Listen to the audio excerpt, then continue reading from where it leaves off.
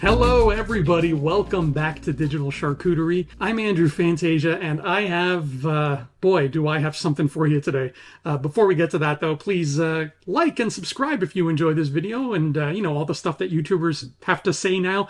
And please mosey on over to Amazon because even though it's not the best place to be, it is the only place where you can get these, my fantasy novels that I wrote and self-published. We Were Wizards.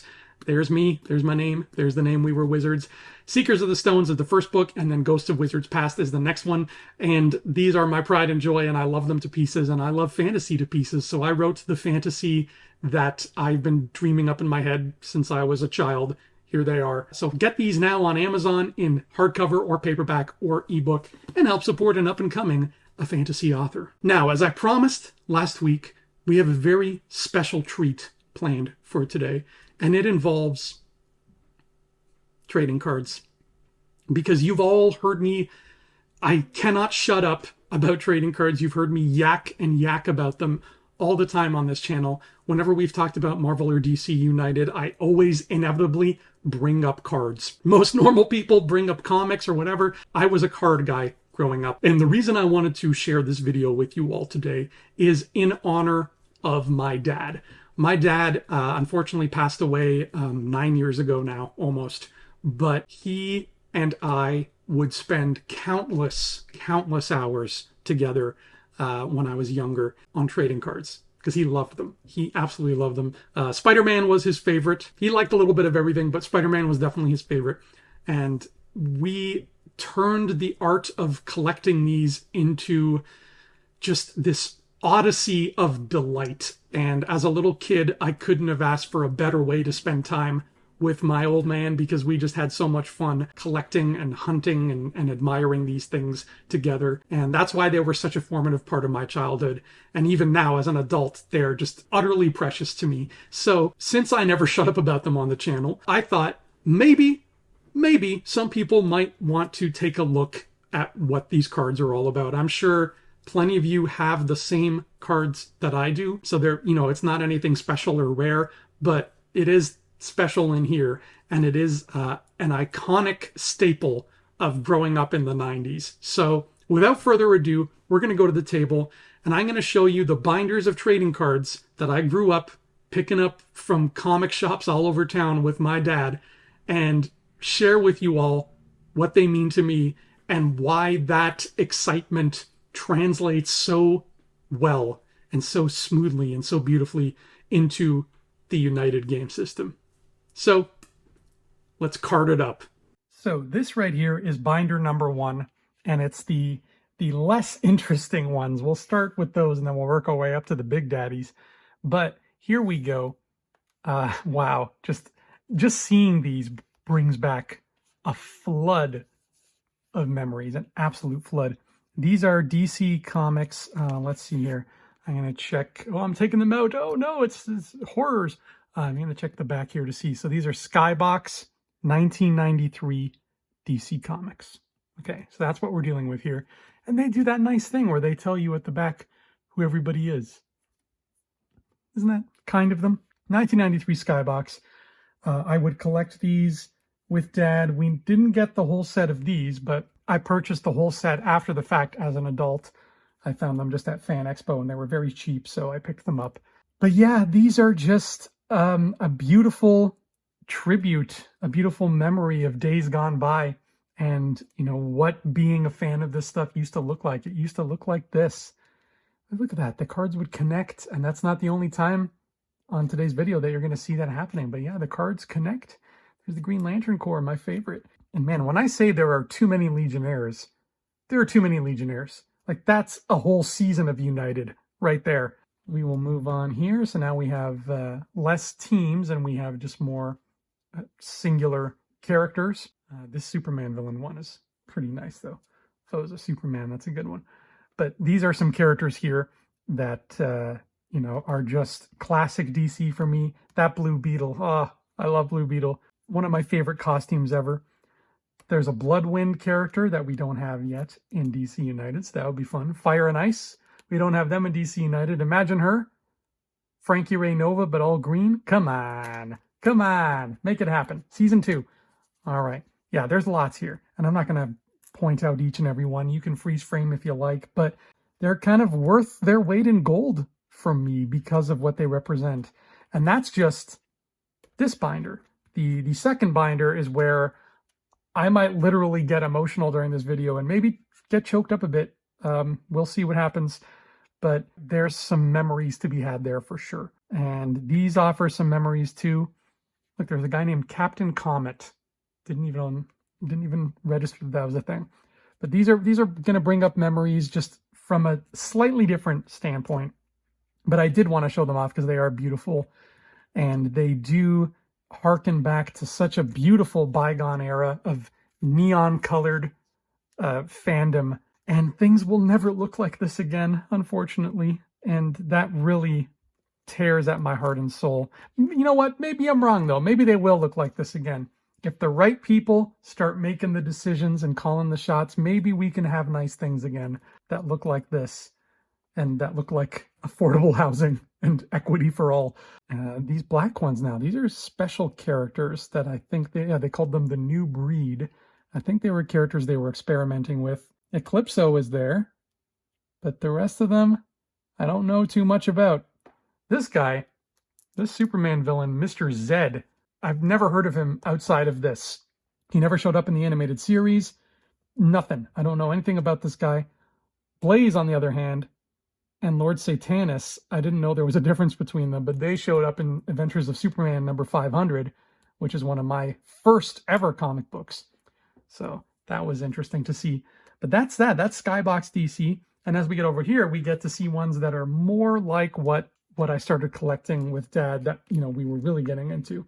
So here we have, this is our first one, our Superman card. You'll notice it's got a gold foil name on it. So it's much flashier and it's glossier than those other ones. This is, the back is not as nice though. This is DC Skybox Masterpieces, 1994. So a year later, Skybox came out with these. And these two, nothing too special in regards to collecting memories. I just had a pack of these that Dad got me once, maybe 1 or 2 packs, and they stuck with me through the years. And every once in a while, I would look at all my old cards and I would see these ones. And then same thing, same story as the other variety here. I saw them at Fan Expo where you could get the whole set for like $20, which was a steal compared to how much we paid in booster packs back in the day. So yeah, they're very nice cards. That Batman card, that's my favorite Batman trading card that I've ever seen. That's a beautiful one. And as you'll see in the even more special binder, there's a DC set in there that has almost 0 Batman in it at all. I don't know why. I'm sure there was a reason, but I don't know why. But you'll see when we get to it. It's crazy to think about. So this kind of scratched that Batman itch, even though I didn't really have too many of these as kids. I'm trying to actually find the ones that I did have as a kid so I can point out and say, ooh, that's the original that I used to have. But unfortunately, it's hard to remember because I had so few of these. It really was only like, I think Sinestro, pretty sure I had this Sinestro card, but you can see the different art styles. You can see how, they experiment with something like this with the floating heads. And then you get something like Deadman here, who is a gorgeous, just macabre looking painting. Then you have this Max Mercury character who I didn't remember existed. And it's just bold, crisp, beautiful colors. I think that's my favorite of these artist renditions, followed closely by Deadman, but wow. And there's Impulse. So we have Impulse and Max Mercury. There's 2 Flash characters that we don't have yet there, DC United. So we'll see what happens. All right. Dr. Fate is one of the ones I had as a kid, I remember, and that's the female Dr. Fate. All these lovely representations. Look at those 3. Those are 3 of the most beautiful cards you'll ever see in a row. Look at that. That is art. I used to get the Topps trading card app on my phone and play around with that, but it's soulless compared to this. It really is just empty and soulless. So I stopped. If you love it, all the power to you. I hope you have a ton of fun with it, but it really sucked all the fun out of trading cards for me for a while. And what else we have here? We have these Hawkman and Hawkwoman ones, which I really, really like. And then here's your checklist, because you always got to have the checklist. So that's that for that set. Yeah, I think Dad maybe had only gotten me one booster pack of that set because there's not a lot I remember owning from there. Then we have some interesting cards here that are just kind of random, like this one here. And I'm going to take it out gently because it's like holographic-ish. But this one is from 1994 Flair Marvel Annual. And I don't know what that entails. I really should look these up, but it's a chromium card.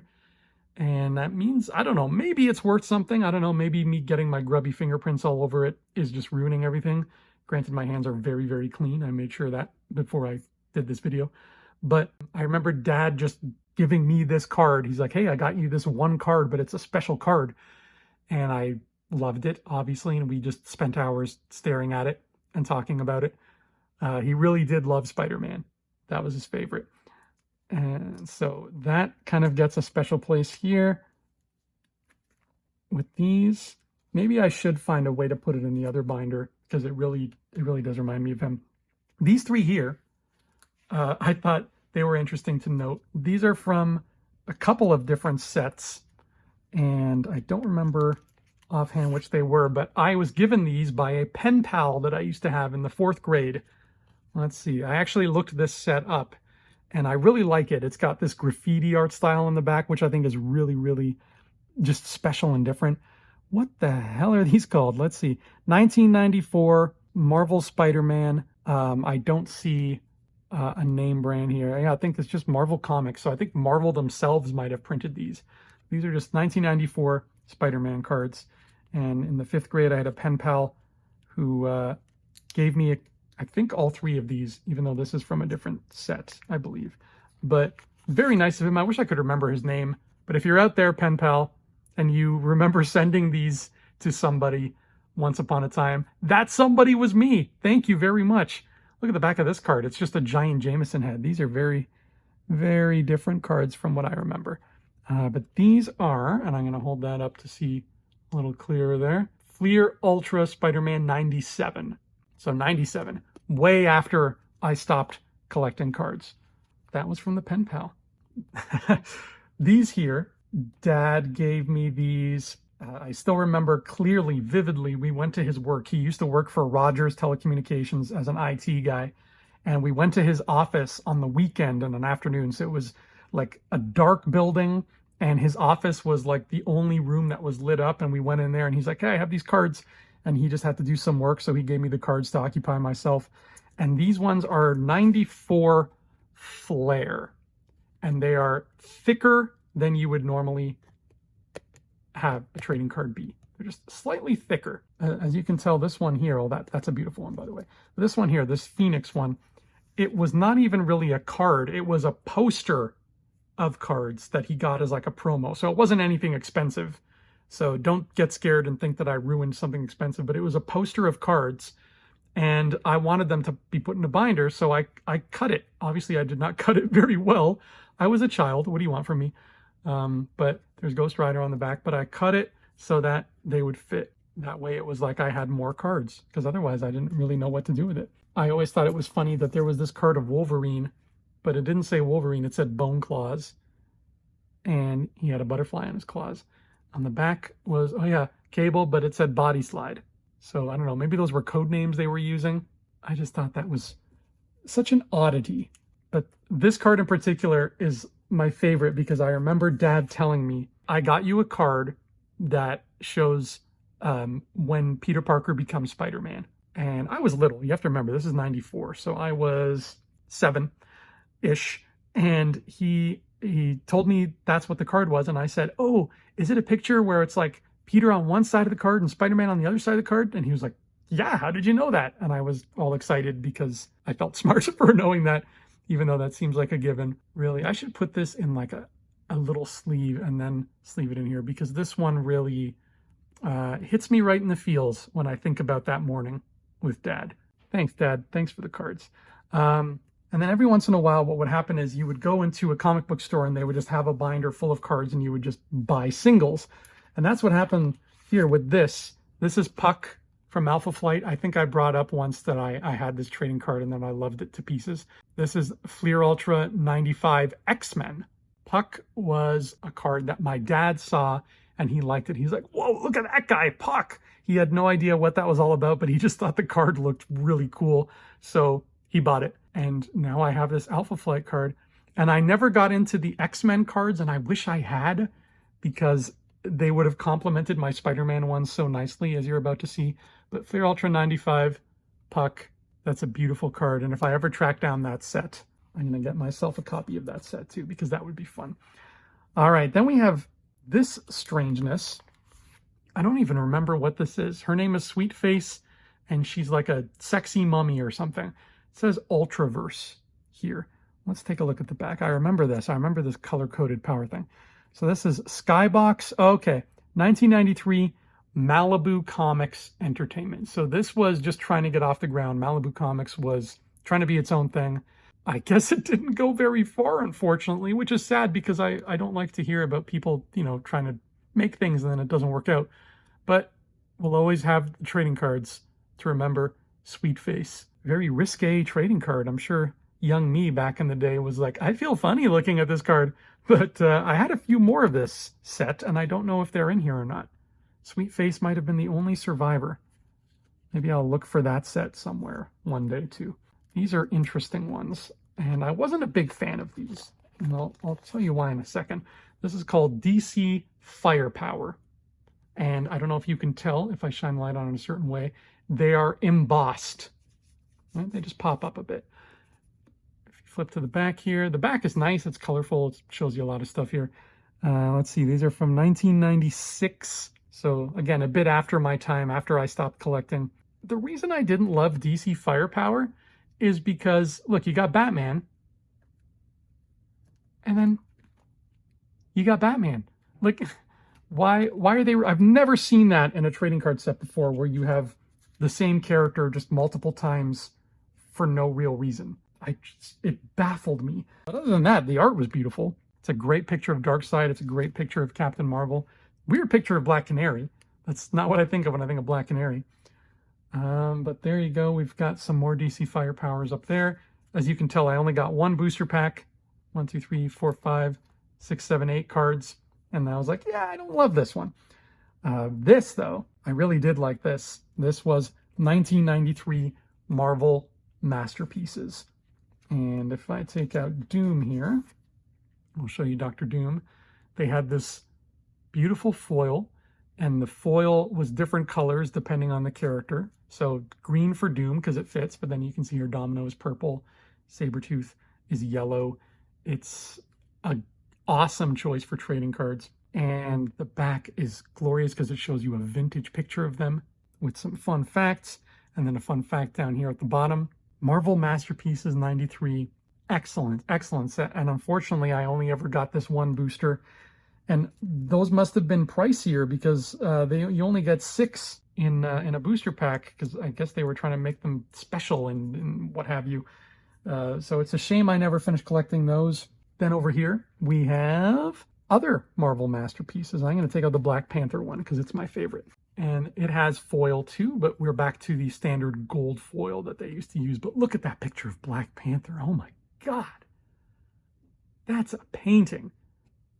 All right, now a lot of these were painted by the Hildebrandt brothers, and you will see examples of that soon. And this one is no exception. Look at that, Greg and Tim Hildebrandt. They're legendary when it comes to fantasy and sci-fi art. And I believe they have both passed away. The surviving twin just passed away recently. I can't remember which one, but yeah, very sad to see them both gone now. Their work is just immortal though. And yeah, this is 94 Marvel Masterpieces. So those were 93. These are 94. And I guess pick your poison, right? They're both great. They're different, but they're both great. These definitely look more like the trading cards that you will see later on in this video compared to these ones. These ones are a bit darker and moodier. These ones pop more. So I do kind of prefer the art on these. And you will see that these do a thing as well. that will also be very common in this video. And if you're a trading card aficionado, I'm sure you've seen this before, but Tim and Greg Hildebrandt do a gold foil signature on some of the, and not just them, like any artist will do. You could end up with a rare variant of the card that has a signature. It's not like rare to the point where this card is going to put my children through college or anything, but it's much less common than just the regular version of the card. So this is Werewolf. I don't know if it's Werewolf by Night or just Werewolf. Yeah, Jack Russell. It's Werewolf by Night. And then Greg and Tim Hildebrandt talk more about what they went through painting it, and they said they went for a very theatrical kind of lighting. They sure did. But yeah, that's really special. And I know people who try to hunt down every card in the set as the foil signature card, and I'm just like, that's a bit much for me, but all the power to you. That sounds like an endeavor. So that is it for this binder. But now it's time to bring out the big guns, the really special guns, and I might even need a tissue for this because this is going to get emotional. Here we go. This is a big binder. This is not the binder that I kept them in when I was a kid. I still have that one, in fact, but only just like a year ago, my best friend told me, he said, dude, you should really put those in a D-ring binder because I had an O-ring binder. I guess anybody worth their salt with trading cards will tell you that O-ring binders are not good for your cards in the long run. So he gave me one of his D-ring binders. Thank you, Tiago. And now, thankfully, I can keep these in a much better condition. But here we have, oh, this is so heavy, Fleer Ultra Spider-Man, I believe, 1994. Let's take Spidey out here. It's card number 1. And unless I'm mistaken, this is another Greg and Tim Hildebrandt piece of artwork. We'll see if I'm wrong. Hey, there they are, Greg and Tim Hildebrandt. But yes, this is Fleer Ultra. Oh, 1995, my mistake. So, Fleer Ultra Spider-Man, 1995. And this set is so special to me. If, touch wood, hopefully this never happens, but if there was a fire, I would grab, you know, my childhood stuffed animal and this, and then I would run out of the house. Dad and I spent, I couldn't even tell you because time is so different when you're a kid. It's all relative, but we spent what felt to me like years tracking down every card in this set. And we did it the old-fashioned way. We didn't go to a fan expo and find somebody who had the whole chunk and bought it like that. We tracked the cards down one by one. We bought a bunch of boosters and we found out which ones we were missing. And Dad would be on the phone with comic book shops and hobby shops all around the Toronto area asking for these specific cards. And that was just pure magic. The backs of these are nothing too special, just this yellow stuff here, but they tell you what's going on the TV shows at the time because the Spider-Man show was hot while these were coming out. And I'm sure my love for one fed into my love for another. You'll notice these cards are not in the most pristine condition because they are very old, and I did, as a kid, take them out multiple times and play with them and just stare at them. So they are gently used but tremendously loved. Let's put it that way. And you can see here this guy, Answer, who, boy, this character really took off, huh? He is another gold foil signature by Ken Barr.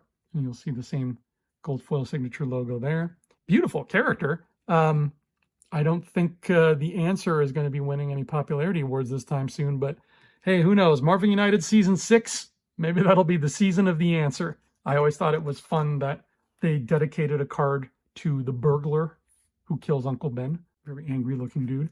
And these pages, you'll notice, are kind of worn looking. These are the original pages that Dad got me, that I have kept these in. So I just transferred the pages to the new binder. This page looks a little newer, so there might be a mix of new pages in here, but that one has seen the most love because it was always out front, so I'm not surprised that it's a wee bit faded at this point. Beautiful illustrations. Some of them are classics, like Carnage and Chameleon, and even Demo Goblin all the way down there. Others, like Chakra. You might be wondering, who the hell's Chakra? And I feel like you're not alone in wondering that. In fact, funny story, I had a bunch of friends over in high school once, and one of them was a hardcore Spider-Man fan. And when he was flipping through this, he saw this page and he goes, "Whoa, you have Cold Heart?" And then another one of my friends went, "Oh, really? You have cold heart?" And he turned and looked at her. He said, "Don't act like you know who that is. I barely know who that is." And so these characters really don't exist as much anymore. Cardiac, this guy was a big deal in the 90s, and then you never saw him again. But he was so huge that I wouldn't be surprised if we saw Cardiac in Marvel Season 4. But, oh, I love this page. This is a great page. Look at that Green Goblin. Look at that.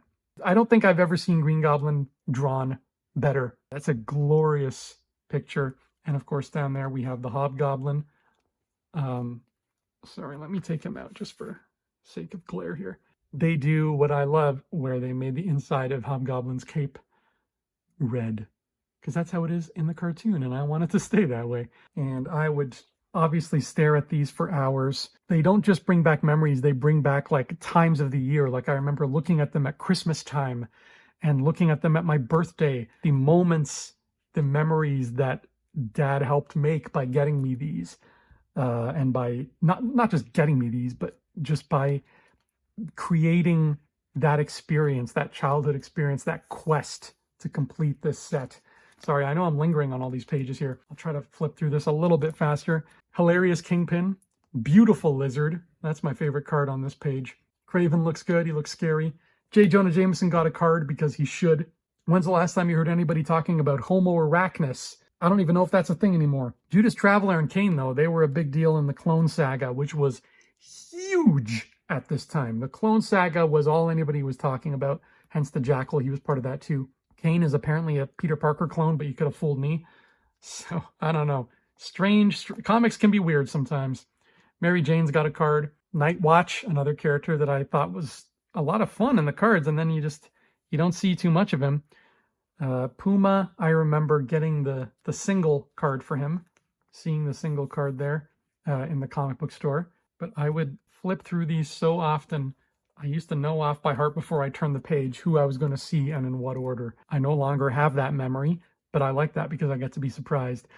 You can probably guess what my favorite card on this page is because I talk about him so much and I love just any depiction of Scarlet Spider.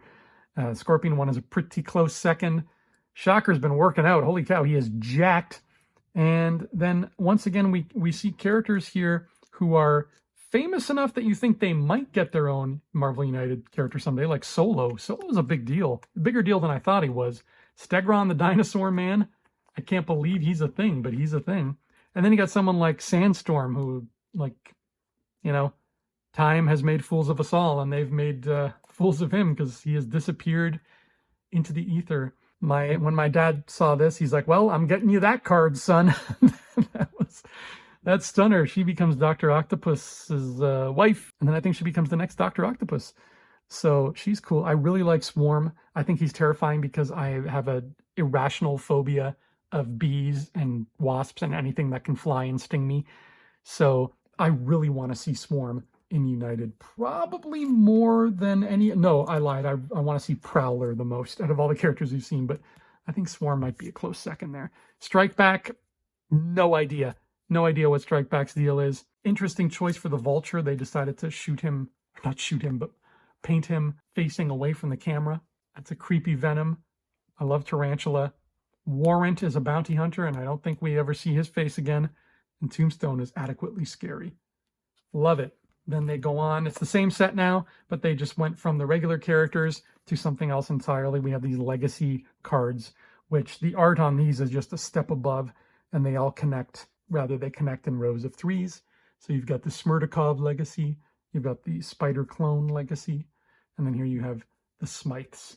And let me just kind of move that up a wee bit so you can see that better. There you go. There's the Smythes. And Alistair Smythe is naked in his wheelchair here. He's another character I want to see in the game with his Spider Slayers. Imagine a Spider Slayer box. Ooh, baby. Yeah, definitely a character we need to see in United. I will die on that hill. Give us Jack-O-Lantern, please. There is a legacy of goblins there, or rather the Hobgoblin legacy, because it's different down here. We have the Green Goblin legacy. And then the Kingpin one. Oh, I love that card so much. He has a son. That's his son, Richard, who apparently becomes the Schemer and then becomes the Blood Rose. Okay, sure. And he's here. The alien costume, symbiote legacy, which I believe those are clay sculpted. I mean, if you look at Venom, that looks like it's sculpted out of clay. I don't know, maybe I'm wrong, but that does not look like a painting. If that's a painting, then this person should be like in art galleries everywhere. Tom Taggart. This is the gold foil signature one. It doesn't say anything about the making of the art on the back, unfortunately. There's more to this particular legacy because that Carnage right there, one of the 2 last cards we ever got for this whole set. Dad was trying to track that Carnage down for the longest time, and we finally got it alongside another one that took us a long time to find. Then you have these milestones, which are milestones of Peter Parker's life, and at the back they are written as a diary entry by Mary Jane, which I think is really, really cool. There you go, it's Mary Jane's diary. You know, just big events, Maximum Carnage, Power and Responsibility, the whole clone thing, Web of Death, Smoke and Mirrors. This makes me sad because it's the death of Aunt May. That really hits home right now because I used to live with my aunt when these cards were part of my life. And I remember looking at that card and thinking, oh no, that's going to happen to my aunt someday. And my aunt did in fact pass away this past summer. So it's just funny looking back on these now that those, you know, the childhood things that you worry about, eventually they happen, but you know, you have enough support and happiness in your life and good things that it helps outweigh the bad. So it's interesting seeing that card now with all that hindsight. Oh boy. I don't want to make this video depressing, but I do want to make it candid. A whole slew of cards about Venom, just fighting random people. He's fighting the jury in, where's the one where he fights the jury? Why can't I find that? The Daredevil, there's the jury right there.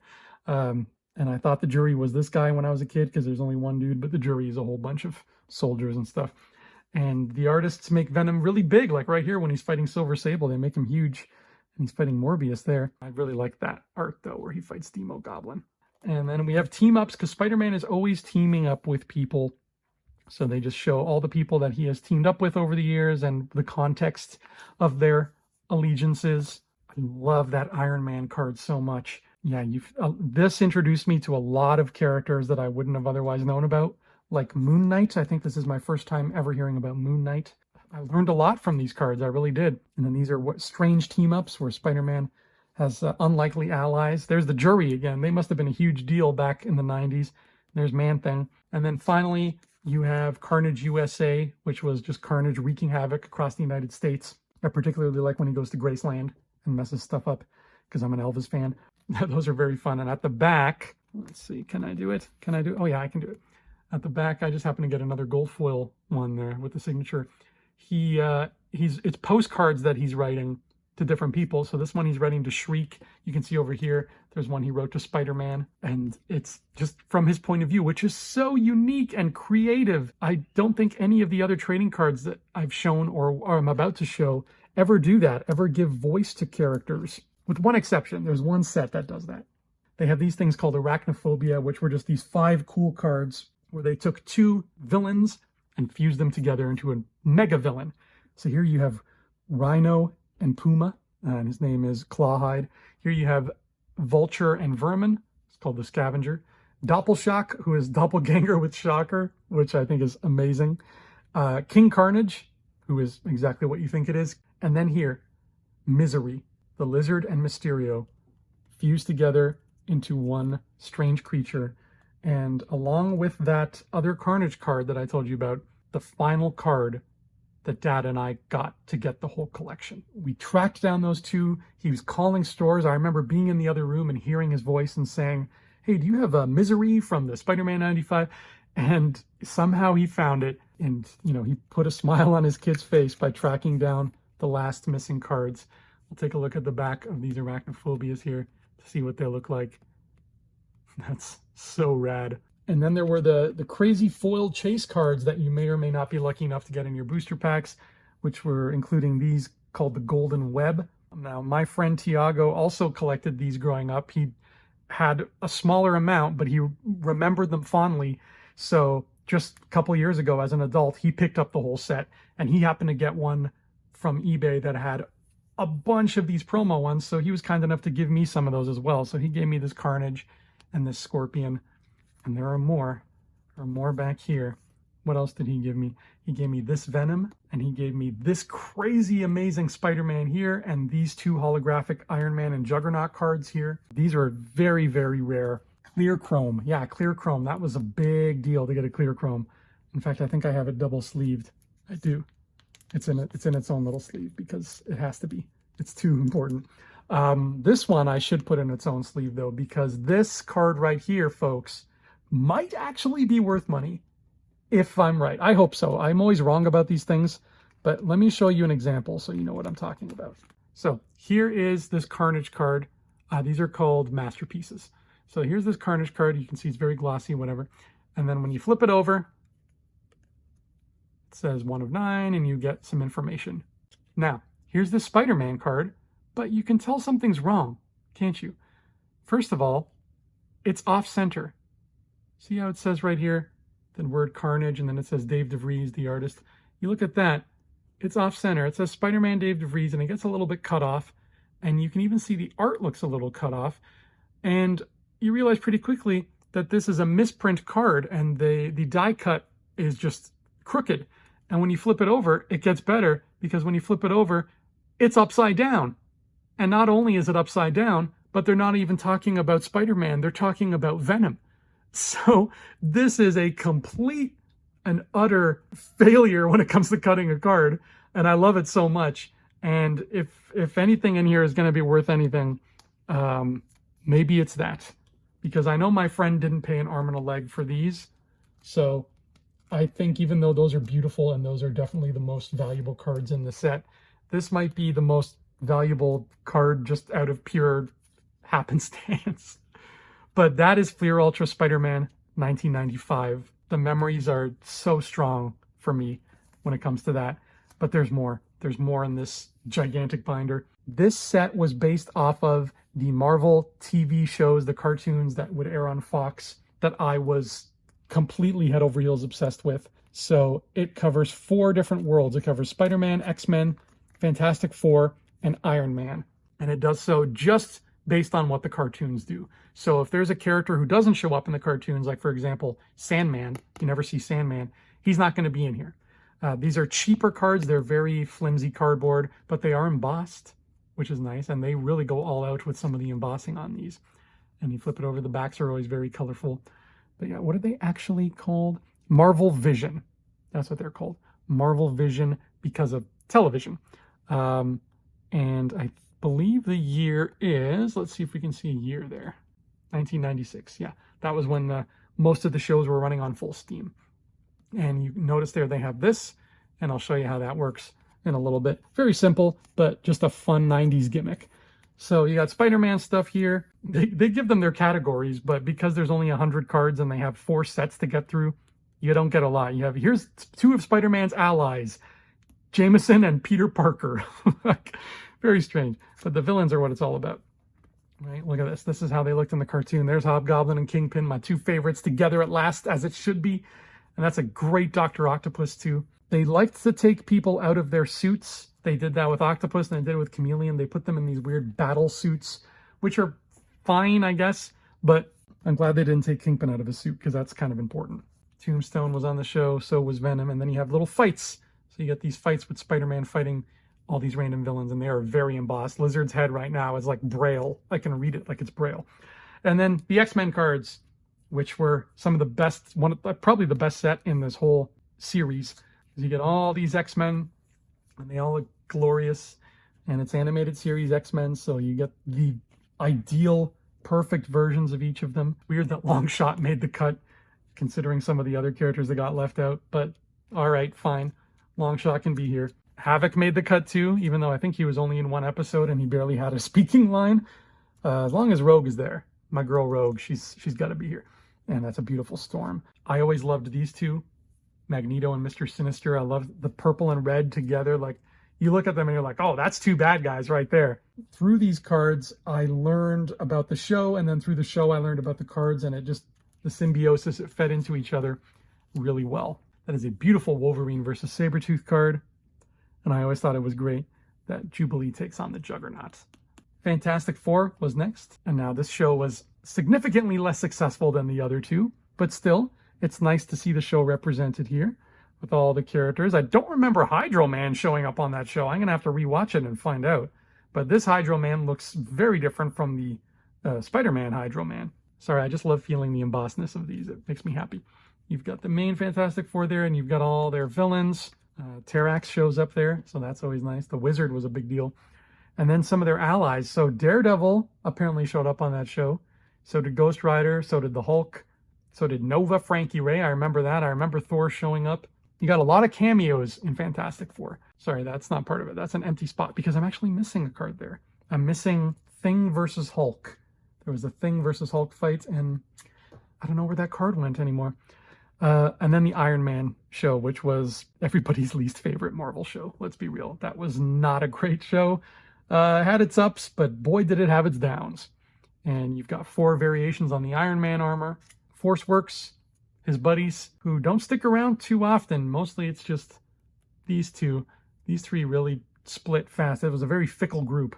And then his villains, including the Mandarin, who was green on the show for some reason. They made him normal colored here.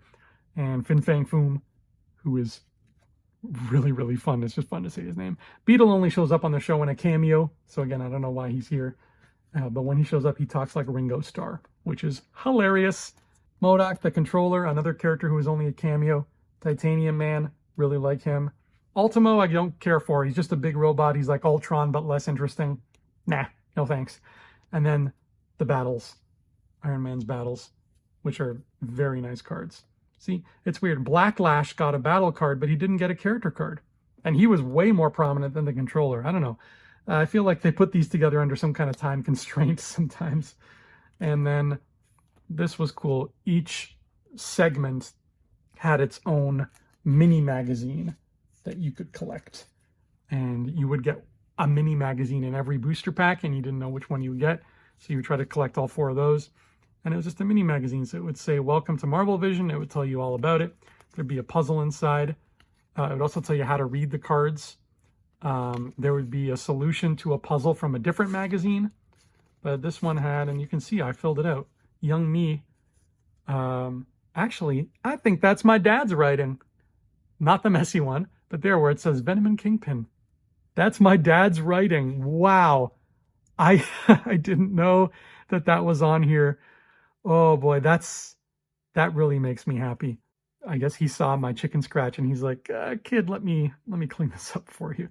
Wow, that's great. What's on there? And then on the back, it tells you how to score the trivia game. And if you, depending on what you get, you could be a rookie, a fanboy, a Marveloid, a true believer, or a future Marvel employee. I used to challenge myself on that. I can't believe Dad's writing is on this thing. That is amazing. I need to put this in a sleeve because this is really fragile.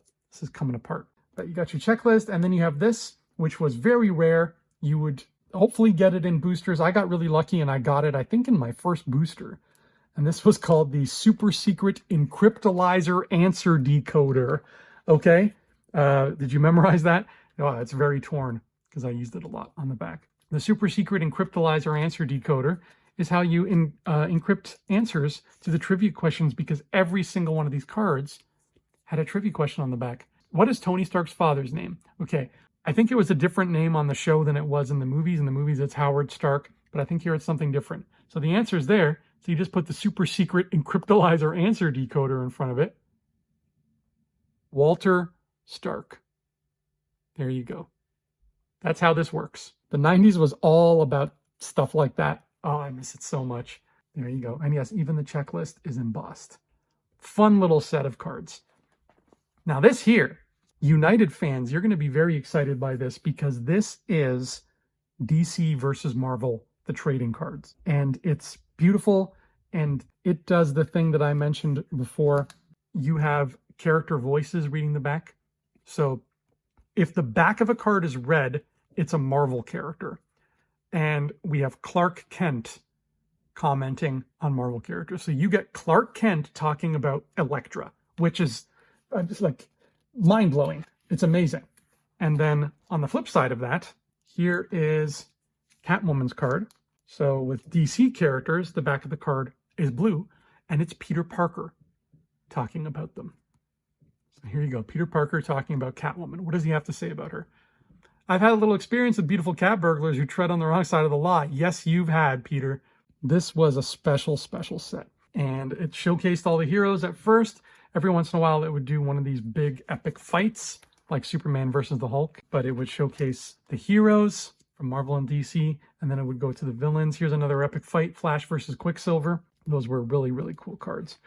And then on the back, there's more about the villain. And the villains have evil eyes at the back of them because they're bad. And there's Kingpin and Juggernaut, two of my favorite Marvel villains side by side. I love it. And Magneto too, another one. Storm versus Wonder Woman. Great looking battle there. That's Clark Kent commenting on the Kingpin. And there's Aquaman versus Namor. And then after they finish talking about the characters, comes the meat of the series, which is so fun, which is just every card is a battle. So, Azrael Batman versus Sabretooth. Black Canary versus Black Widow. Blue Beetle versus Spider-Woman. Captain Marvel versus Captain Marvel. The amount of these that we're going to be able to do in DC when DC United shows up. Oh, when was this? Let's see. This would have come out around the same time as the comics. So this was 1995, right at the end of when I pretty much stopped collecting in probably 96, like late 96. So since 1995, 30 years ago, I've been wanting to make these crossovers happen. And now I can when the game gets here. Hopefully the game gets here in the calendar year 2025 so that I can have that sort of 30-year anniversary thing going. Because if it shows up in 2026, 31 years is not as exciting. Venom versus Lobo. Robo. Robin versus Jubilee. Hawkeye versus Green Arrow. These are classic. Bane versus Captain America. Oh man, Thor versus Wonder Woman. It's just, it goes on, and it's so... Every single matchup, you're like, oh my God, I love it. Daredevil versus the Riddler. Yes. Green Lantern versus the Green Goblin. Yes. Oh man, Spider-Man versus the Joker. This was back when Spider-Man had that weird dark suit with the big spider and the bullet things on his gloves. And it keeps going. Keeps giving you beautiful fights like Killer Croc versus Abomination. The Thing versus Solomon Grundy. This card is how I learned who Solomon Grundy was, because I didn't know before. Captain America versus Batman. They're like, what more could a fan ask for? Darkseid versus Thanos, that's a given. This is one of my favorites. Getting to see Joker and Green Goblin fight. That's a beautiful card. Same with Lex Luthor and the Kingpin. So many of these are just embedded in my memory.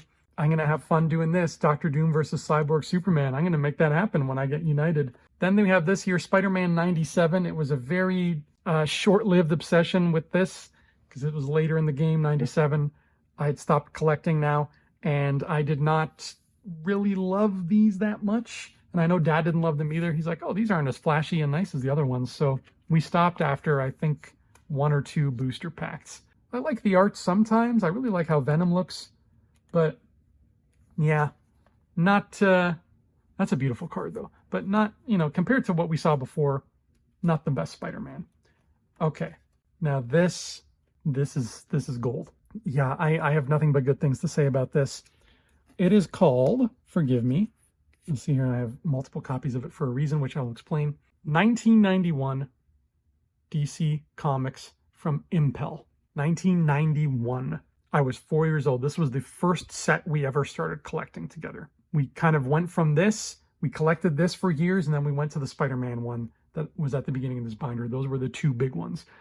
And this was, again, just, it's memory overload. To see this, it's just memory. Every card is a memory of an event or a day or a time spent with Dad. These are so special. I ended up finding the whole set because I was missing 3 cards, and I ended up finding the whole set at Fan Expo. So I got the whole set, but I kept my original ones at the back because they mean so much to me. I can't part with them. And they are slightly more worn, obviously, because I would literally carry these as a giant stack and just walk around my house and just flip through them and read them because I loved them. But I couldn't bring myself to part with the originals. So the new flashy ones go on top and the original ones stay protected behind them. These mean like the world to me. I love the back of them. They're so beautiful and colorful and informative. And they give you Like, I learned about so many characters. I learned about Green Lantern from this. I learned about Flash from this. For the longest time, I thought Flash wore brown because of this card. The coloring on the card is odd. I thought he wore brown. Maybe he did in 1991. I don't know. This Superman one here is really cool with the Statue of Liberty. And that's one of the 3 cards I was missing. Golden Age Superman, because these go Golden Age, Silver Age, Modern Age. Golden Age Superman I was missing from my set, and I finally got him when I got this set, and he's my favorite of the ones I was missing. The other ones are very underwhelming. You're not going to be as impressed with them as you are with Golden Age Superman. But like, if you look at these, they are just of their time. With this gray border, like, they are so of their time. There was a kid when I went to a new school when I was in the 4th grade, there was a kid who was like introducing himself, and he's like, I like DC Comics. And I got so excited, I thought, immediately I went to the cards. I'm like, you collect the cards? He's like, no, I like DC Comics. I'm like, oh, okay. So we didn't chat much because I didn't read too many of the comics, but it was, I remember that moment vividly. So after they finish with these sort of gold, silver, modern legacy things here, my boy Mr. Mix's Pitlick, by the way, then they just go into another category called Earth's Mightiest Heroes, and then you'll see they also have Earth's Mightiest Villains. And there are a bunch of these. I think this is the biggest set. There's 150 cards, to the point where when Dad took me to the store once to try to find this set, the guy behind the counter of the store was like, are there really 150 cards? And Dad goes, yeah, apparently. And the guy was just flabbergasted because that was unheard of at the time. And still to this day, I don't think you see card sets that big. This was before Aquaman had a beard, but a lot of big characters here and a lot of small characters. Blackhawk, you don't hear too much about anymore, but I like Blackhawk. I hope he shows up in more. Bronze Tiger and Blue Devil need to be in DC United, please. Remember how I told you Beast Boy used to be called Changeling? Because he did. He used to be called Changeling. And there's him changing into a spider. Isn't that great?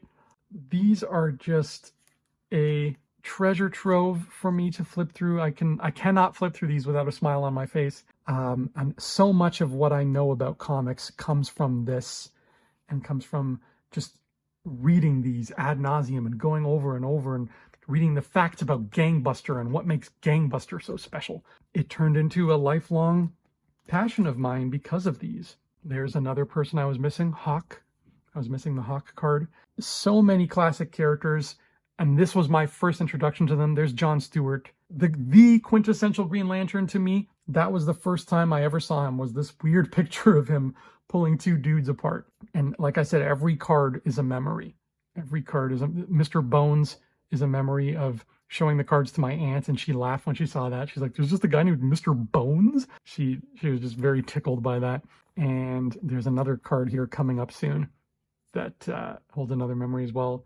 Dad really liked the Nightshade card. Now, I talked earlier about how that other DC set had a bunch of Batman characters. This is the one that I mentioned. No Batman at all, except this card, Nightwing. That's it. That's the only Batman adjacent character in this entire set. You'll notice, like at the beginning, they had the big hitters. They had Flash and Wonder Woman and Superman and Aquaman and Green Lantern. No Batman. I can't remember why that is. I looked it up at one point and I don't know what the answer was, but there's no Batman villains coming up. Nothing. It's so strange. There's the last character I was missing from the set, is Peacemaker of all people. I was so excited to get her because I had not gotten any new cards in a while. So when I saw her, I was over the moon. I'm like, oh, a new character. And back then Raven wore white, which is interesting. This is a card that I remember showing.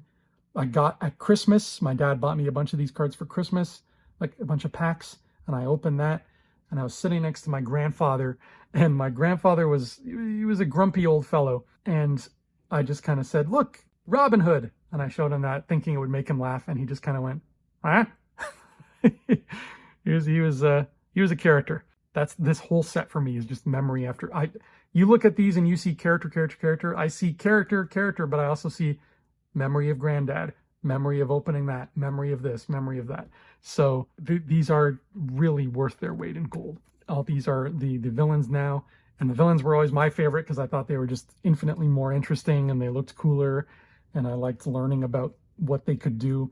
With this giant man named Chemo And well, there's Deadshot. I guess that counts as a Batman villain. So yeah, I guess there's one other Batman character in there.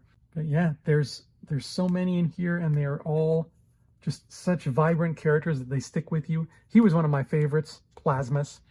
In fact, sometimes as a kid, because, you know, action figures cost money and I couldn't get a lot of them, I would use the cards as action figures, which I do not advise at all. So I would take Parasite here, for example, and I would take another card and I'd be like, okay, oh, hey, what's going on, Superman? Oh, and I make them fight.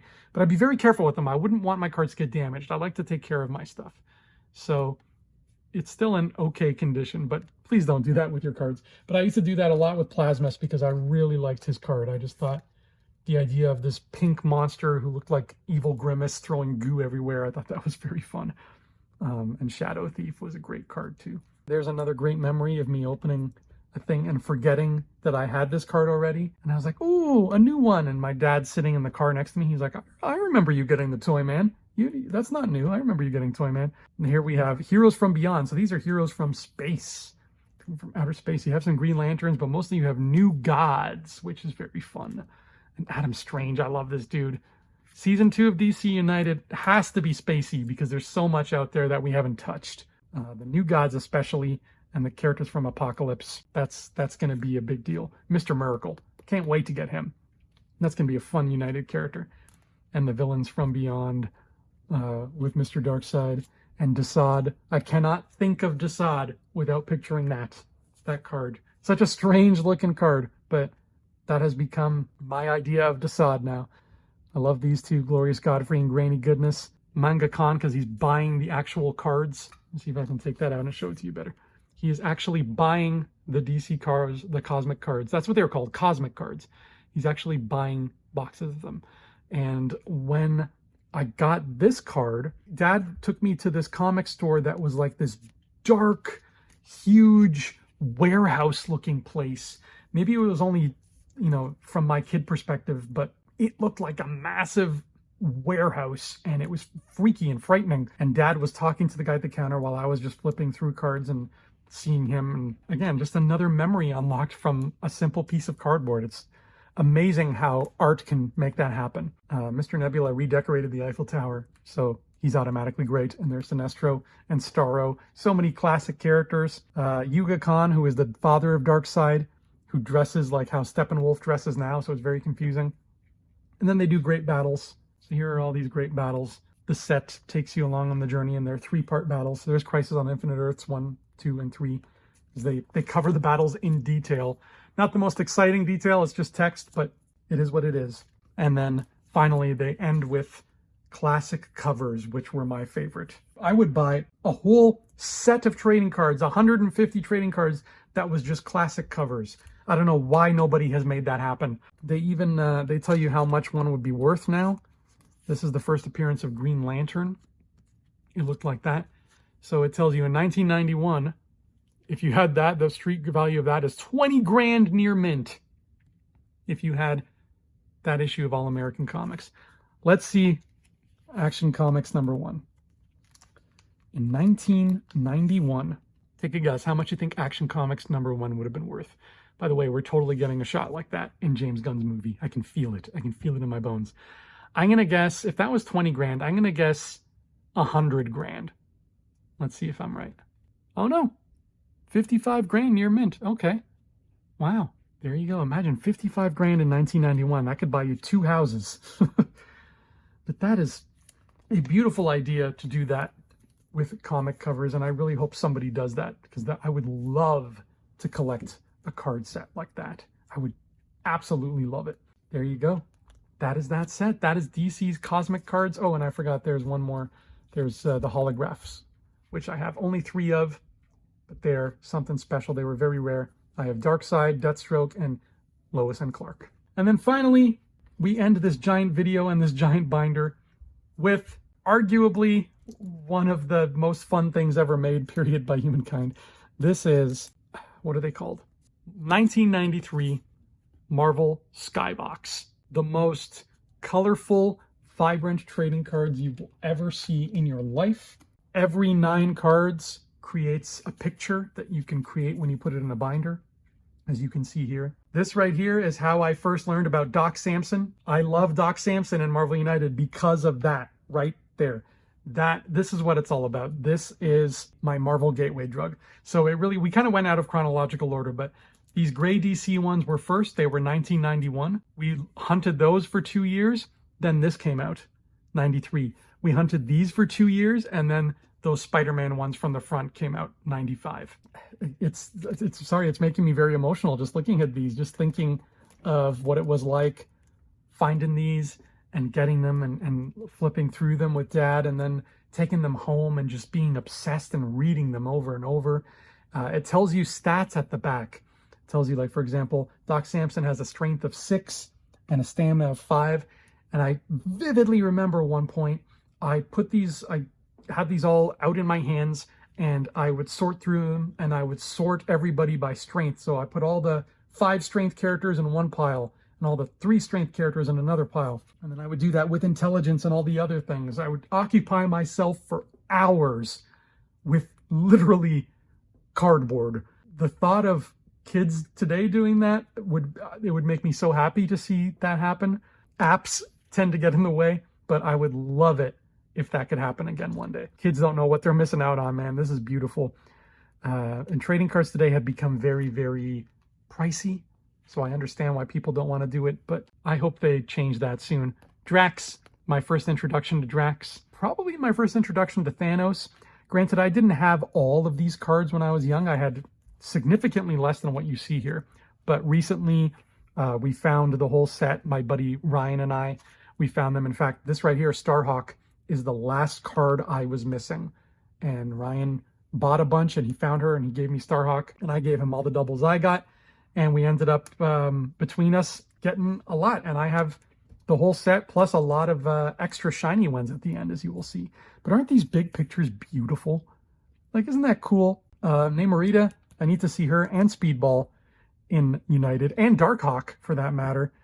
There's a guy named Night Thrasher. Sure, throw in Night Thrasher. What are we waiting for? I don't know who Cardinal is, but throw in Cardinal. There we go. That's how I know about Nova from that card. What else we got here? We got Deadpool, who I didn't have as a kid. I did not have that Deadpool. I had that Sabretooth. Definitely had that Sabretooth. Apocalypse looks very small in this card. He's not as imposing as he usually is. Like, you see how vibrant these colors are. This is the impetus for what Marvel United art would do to me, is just the excitement it would give me seeing the beauty that these characters could be rendered in. Look at this, Phoenix in the middle, exploding fire everywhere to all these other X-Factor characters. I don't remember who Wildheart is, but I'm sure he was something. And then we have the Supernatural page, where you got your Lokis and your Doctor Stranges and your Dormammus, and whoever the heck Cobweb is supposed to be. And Thor's here for some reason.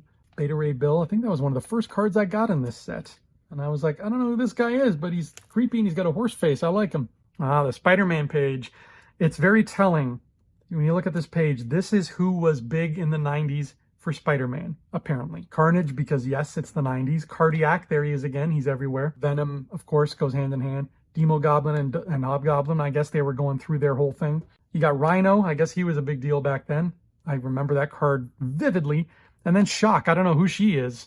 And it's so funny looking at these pages because seeing the whole picture is very surreal. I only ever had a few of these as a kid. So getting the whole picture together was kind of a dream come true as an adult. All right, this page is beautiful. My introduction to Scarlet Witch. A lot of great characters. I love that Tiger Shark card. And here we have the Fantastic Four card in very strange costumes. Thing has a mask. Mr. Fantastic has a Tim the Toolman Taylor vest, and Invisible Woman is going to catch pneumonia. At least Human Torch looks normal. This page has some street-level heroes. We can see She-Hulk here, Punisher, Falcon, Scarecrow. There is a Marvel villain named Scarecrow. Don't know much about him. Terror Inc. is really cool. I want to see that guy again.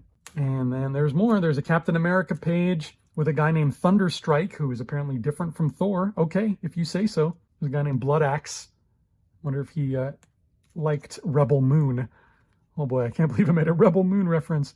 And there is an Inhuman and an Eternal side by side. So it can happen, United. It can happen. We got some cosmic scary stuff now. So Lilith, who's a big meanie, and Morbius. and the Night Stalkers. This was one of my first cards that I got here too, the Darkhold Redeemers with Vicky Montesi. I still remember her name, not because I'm some kind of savant, but because I read that card so darn much that it stuck with me. And I mean, if you met somebody who wore that outfit, it would probably leave an imprint too. And then the classic X-Men page, which I love. And I think as a kid, I only had Storm and Cyclops from here. I think that was it. And then you have Alien Species, which is so cool. Ovoids. I used to make fun of those guys and play around with what I thought their voices would sound like. The last page is weird characters that I think were brand new. And you can tell because in the 90s, this is what people would think, you know, let's make characters called Wild Thing and Death Metal. Let's see what Death Metal. He's right next to a guy named Death's Head 2. So you had a Death's Head 1, but that one wasn't enough. You need at least multiple Death's Heads. Let's fix the lighting in here. All right, Death Metal. What does it say about him? Did you know Death Metal is composed of living metal promethium recovered from an alternate dimension? I did not know that. He is a rogue minion series cyborg created by Dr. Necker. And his first appearance was Death Cubed #1, July 1993. The 90s comics, look, there's a reason why comics took a nosedive in the 90s. And maybe part of it is stuff like this. But I know there's people who loved it. So there you go. One day I'm going to look back and read all of these because they are so much fun. And yeah, this is an old binder, so that stuff is falling apart. But then after that, you have a page called Unsolved Mysteries of the Marvel Universe. And I only had 2 of these as a kid. I had these 2, the Face of Doctor Doom and the 6th member of the Infinity Watch. And the answer to those mysteries are, I can't remember, and scarred. But I distinctly recall, again, every card is a memory. I distinctly recall in grade 2, another kid in my class had this card. He brought it to school with him. And I saw that and I freaked out. I was like, oh, because, you know, you see another card and it's a big deal because you've never seen it before. You can't Google the other cards. You can't look up what they look like because there's no Google. So to see that just made me gasp. And I remember looking at it like, oh, that's another unsolved mystery card. And I got really excited. And I told my dad and we tried to find it, but we couldn't. But now as an adult, here it is. And then, yeah, those are beautiful too. And then you end with battles. You end with all of the battles that you can think of, including Spider-Man versus Carnage, Punisher versus Thorn, who's just a guy in a brown jacket. Okay, fine. Silver Surfer versus Morg. I remember Morg being a big deal. Some of the characters who don't even get cards, like the leader, they get battles. And these are just as 90s, just as neon, just as candy-colored. And that's how I like my comic books. I like them candy-colored 90s neon, baby. Whether it's a card or a book or a cartoon or a board game, that's how I like them to look. And there we go. There's the end of the line. There's the checklist. Finally, the special red holographic ones, the 2099 characters and stuff like that. Oh, and there's a super special one in the middle. I can't even remember what it is. Very shiny, whatever it is. That's it. That is an exhaustive look. Well, not exhaustive. It's not like we read every single one. But if you're ever in the mood for an 8.5-hour video, maybe we'll get to that someday. But that is the binder of memories that I will carry with me for the rest of my life. I want to thank you all for watching this because, you know, I'm sure you had better ways to spend an hour and a half. But I'm grateful that you took the time to spend this with me because I like the idea of telling more people about my dad and about just what a cool dad he was and the memories that he built with me just on something as simple as this. And this was just one facet of our relationship, but it was so important that I carry it with me to this day. And I will continue to do so because nothing is more precious than memories. And when they come in physical form, and this is the closest they can to doing so, then you take advantage of that when you have it. So thank you so much, everybody, for watching this crazy deep dive into my trading card memories. And I'll see you all here next time as we continue to make the wait for DC Superheroes United. Oh, there they are. There's DC. A little bit shorter and a whole lot sweeter. Oh, that's heavy. See you next time.